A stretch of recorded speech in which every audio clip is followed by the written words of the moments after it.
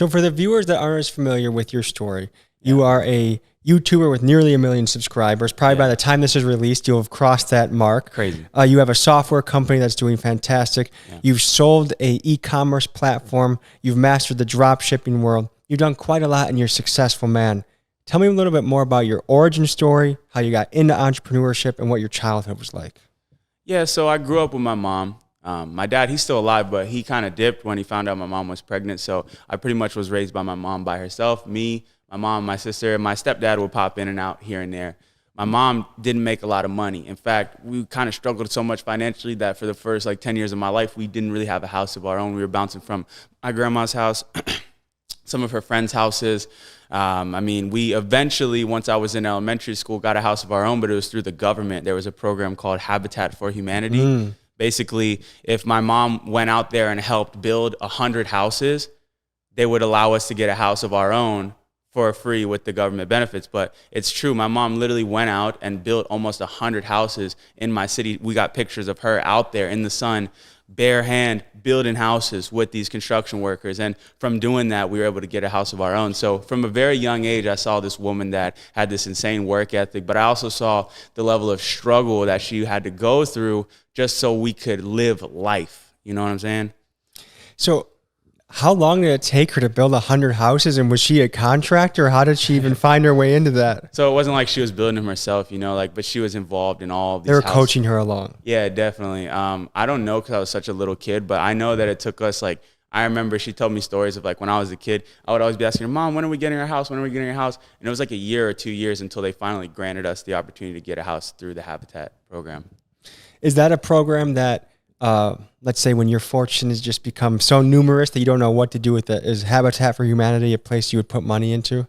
Yeah, I actually would because I quite like what they're doing. I don't know what they're doing today, but I know what they did for me, and that was really nice. But we actually only had that house for about 3 years, 2-3 years, because my mom had some personal issues going on. She wasn't really around the greatest people, and as a result, we ended up actually going into foreclosure. So I had my own house, and I was finally happy, and I was doing well, and then boom, we was back on my grandma's house, and my mom actually needed some time to herself, so I had to go move to a totally different city. I had to move 3 hours away from my mom. So I think looking back on it, that was the thing that made me want to become successful, because I had watched my mom struggle for all these years, finally get in a position to get a house of her own, and then we lost it again. So at that moment, it didn't hit me, but looking back on it now, I'm like, that probably had an impact on me to want to become, someone successful in life.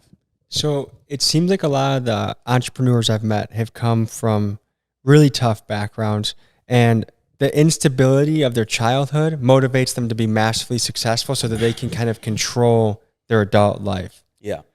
What would you say is a profile, and I want to get back to your story in a second, but what would you say is a profile of some of the really wealthy people you met? What are their commonalities that they share?